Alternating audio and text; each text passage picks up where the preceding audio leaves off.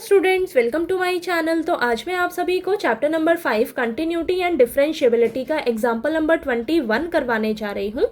हमें दिया है find the derivative of the function given by f of x is equal to sine x square. तो बेटा आपको ये जो फंक्शन दिया है आपको इसका डेरिवेटिव फाइंड आउट करना है। ठीक है, तो बहुत इजी है। देखिए सबसे पहले हम क्या करेंगे, साइन का डेरिवेटिव करेंगे, फिर इसके आगे जो ये एंगल दे रखा है एक्स स्क्वायर, इसका हम डेरिवेटिव करेंगे। तो यहाँ पर चेन रूल लगेगा। चलिए करते हैं।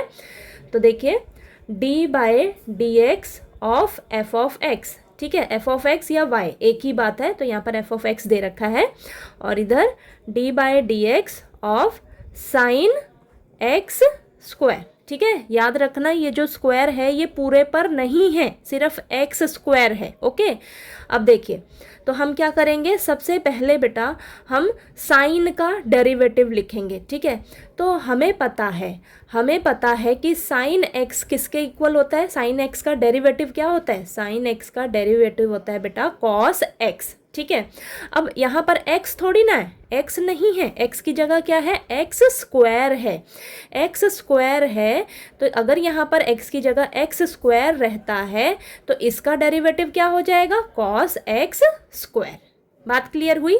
ठीक है, तो चलिए यहाँ पर लिखते हैं। इधर तो ये एज इट इज़ रहेगा।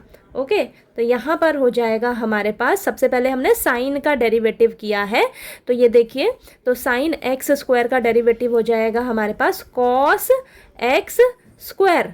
अब उसके बाद हम किसका करेंगे, एंगल का डेरिवेटिव। एंगल क्या दे रखा है, एक्स स्क्वायर। ओके, तो अब हम इसका डेरिवेटिव करेंगे d by d x of x square. अगर यहाँ पर x होता तो x का डेरिवेटिव क्या होता है, 1 होता है। ठीक है, तो यहाँ पर x स्क्वायर है तो अब इसका डेरिवेटिव क्या होगा, मैंने आपको बताया है। मान लीजिए इस तरीके से फंक्शन है आपके पास x की पावर n, तो क्या होता है इसका डेरिवेटिव, आगे जो पावर है वो आगे उठकर आ जाती है और 1 माइनस हो जाता है। ठीक है, ये चीज़ तो आपको पता ही है। तो अब यहाँ पर cos x square as it is और ये x स्क्वायर है। ठीक है, यानी कि इसका डेरिवेटिव क्या होगा, जो पावर होगी वो आगे उठकर आ जाएगी और पावर में से 1 माइनस हो जाएगा। ठीक है, तो ये आ जाएगा cos x square into 2x और ये तो 1 रहेगा, तो 1 यानी कि x ही है। ठीक है, तो इसको हम थोड़ा सा और अच्छे से लिख लेंगे, 2x cos x square. 2x को मैंने आगे लिख लिया है। ठीक है, तो ये मेरा डेरिवेटिव निकल कर आ गया जो हमें फंक्शन दिया था। ठीक है, क्लियर हुआ कैसे करना है, बहुत इजी है। सबसे पहले देखिए हमने क्या किया, साइन एक्स स्क्वायर दे रखा है। ठीक है, तो साइन एक्स स्क्वायर का डेरिवेटिव किया, सबसे पहले साइन का डेरिवेटिव लेंगे।